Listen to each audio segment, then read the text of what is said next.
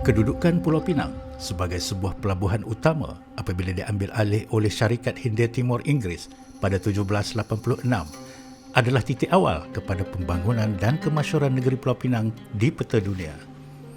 Kewujudan pelabuhan ini telah melengkapkan Selat Melaka sebagai laluan utama perkapalan yang paling sibuk di dunia.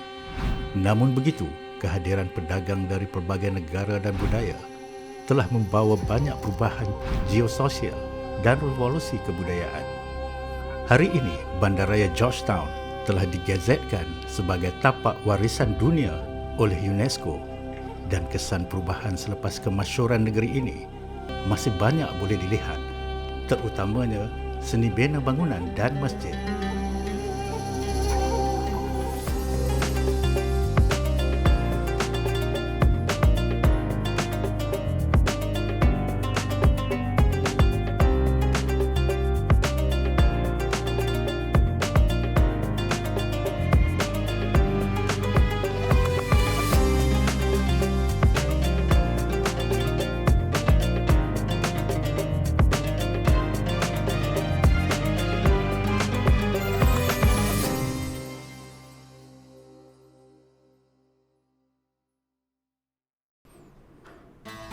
Masjid Kapitan Keling, sebuah masjid yang tertua di negeri Pulau Pinang. Masjid ini dibina pada tahun 1801 oleh Syarikat Hindia Timur Inggeris pada zaman pemerintahan British. Masjid ini dibina untuk memenuhi keperluan pelayar India Muslim yang ramai singgah berdagang di Pulau Pinang ketika itu. Masjid yang menyimpan pelbagai khazanah berharga sejarah Pulau Pinang ini terletak di Masjid Kapitan Keling yang asalnya digelar sebagai Leboh Pit.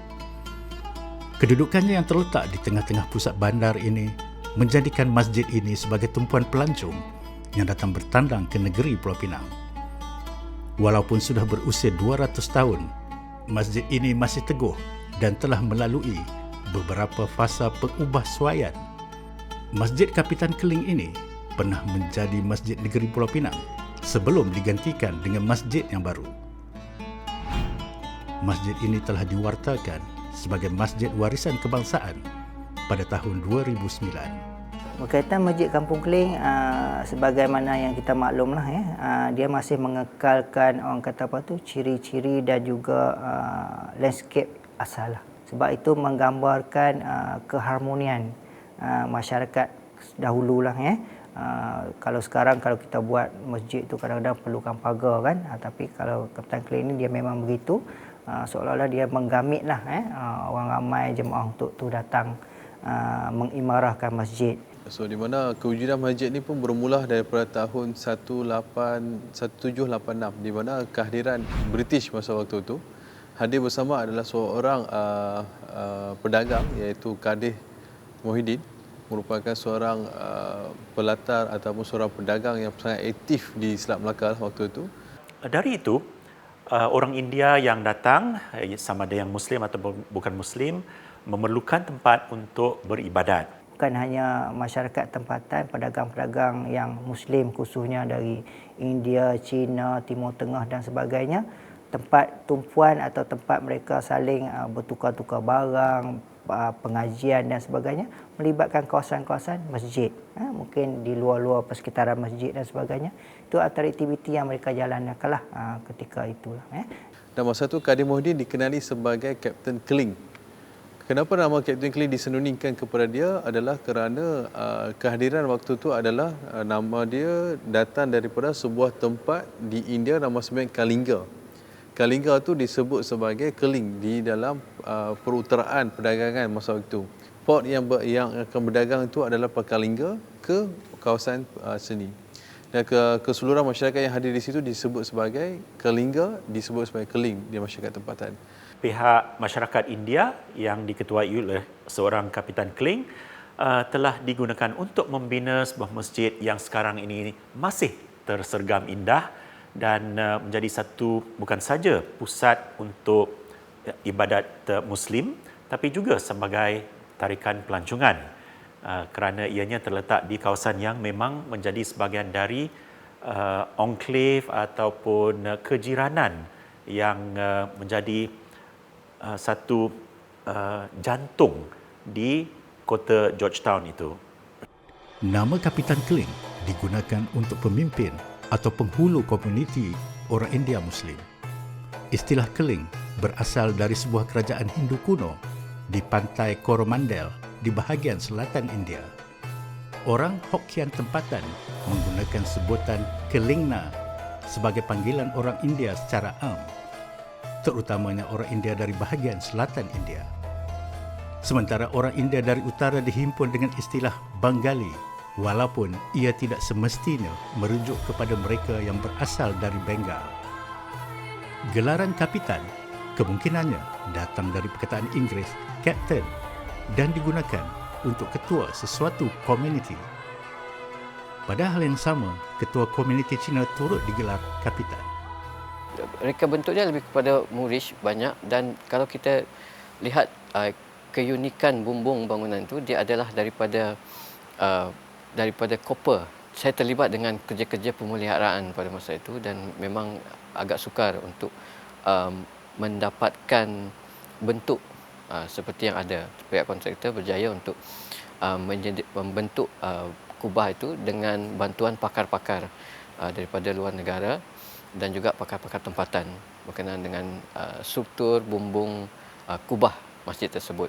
Dari segi bangunan pun sama, kalau kita lihat bangunan ini adalah symmetrical dan ada juga kita nampak dia punya kawasan perkuburan, pemakaman, makam Nordin.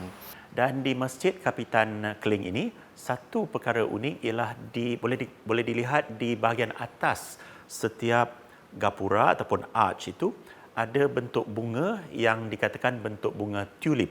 Ini adalah satu identiti di dalam Masjid Kapitan Kling ini. Bunga tulip itu merupakan satu bunga yang dianggap sebagai bunga yang mewah.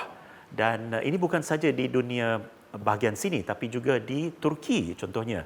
Bunga tulip ini menjadi satu craze ataupun satu trend bukan saja dunia Islam tapi juga di Eropah. Masjid ini ikut sejarah lah yang saya faham. Dia dulu bentuk macam ni juga. Cuma kot dalam ni dia ada ubah suai sikit lah. Tambahan-tambahan macam bunga-bunga. Ayat-ayat Quran ni semua ada buat tambahan-tambahan lah. Jadi yang ada tembok-tembok lama tu dia ada pecah. Dulu dia ada pintu tengah-tengah ni. Okay, asasnya masjid ni memang daripada awal memang dia buat dengan batu lah. Tapi sebelum ni kita ada kubah, tak ada. Sebelum tu cuma ada macam rumah atap. Pembinaan pertama lah. Selepas tu yang fasa kedua baru dia pembinaan sebagai Mongol. Dapat kita lihat. Dan selepas Perang Dunia Kedua, masa tu telah berlaku beberapa bom yang jatuh bukan di dalam masjid, persekitaran ni. Menyebabkan beberapa struktur masjid ni telah retak waktu tersebut. Dan selepas itulah proses pembinaan ketiga ni yang melibatkan masyarakat Cina dan juga India untuk membina semula boleh dan extend kepada satu lagi kuasa, satu lagi ke hadapan. Dan turut terbina adalah menara masjid waktu yang fasa ketiga. Dan fasa keempat ni, fasa ketiga tu juga dibina, mula dibina kubah menggunakan tembaga sepenuhnya.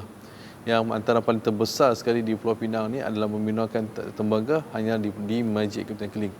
Dan proses keempat seterusnya adalah kepada penetapan dan juga menjaga persekuturan masjid supaya tidak terhakis dengan pereraan masa sebagainya. Fasa kelima last dibuat pada tahun 2000 habis, di mana mengekalkan dengan ciri peredaran sekarang. Disebabkan Pulau Pinang ataupun Georgetown itu sendiri sebagai sebuah pelabuhan besar dari zaman itu, jadi klasi-klasi kapal, pekerja-pekerja pelabuhan memang boleh dikatakan 24 jam lah. Dan oleh itu boleh dikatakan itu sebabnya kita lihat ada banyak kolah dan perigi di Masjid Kapitan Kling itu. Cuma aku dalam ada ubah suai sikit lah. Macam dia punya merap tu semua saya lah. Dulu saya besar-besar semua dulu lah. Cuma tukar-tukar macam kolam tu dulu pakai simen biasa saja. Ada baru tukar botai dan bagi cantik kan. Jadi seni bina Masjid Kapitan Kling itu boleh dikatakan mencerminkan keperluan ini di mana ianya tidak mempunyai dinding-dinding tertutup tapi semuanya terbuka dan mempunyai arches ataupun gapura-gapura yang juga menjadi satu bentuk yang mengalu-alukan kedatangan semua yang ingin bersolat dan berteduh di masjid ini. bukan saja bentuk yang terbuka, tapi juga mempunyai hiasan-hiasan yang memberikan kesenian dan malahan ketenangan di dalamnya dengan chandelier ataupun lampu-lampu yang tergantung dan juga mempunyai tiang-tiang yang begitu banyak di dalamnya yang seolah-olah menunjukkan ianya adalah melambangkan keteguhan untuk mendukung masyarakat Islam. Seni bina Masjid Kapitan Keling di Pulau Pinang ini bukanlah seperti struktur bangunan asalnya pada tahun 1801.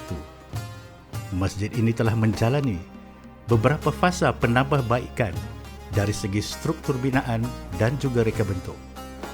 Namun ianya masih mengekalkan ciri-ciri seni bina Islam dengan elemen-elemen kesenian India. Masjid yang ada sekarang dibina pada tahun 1906.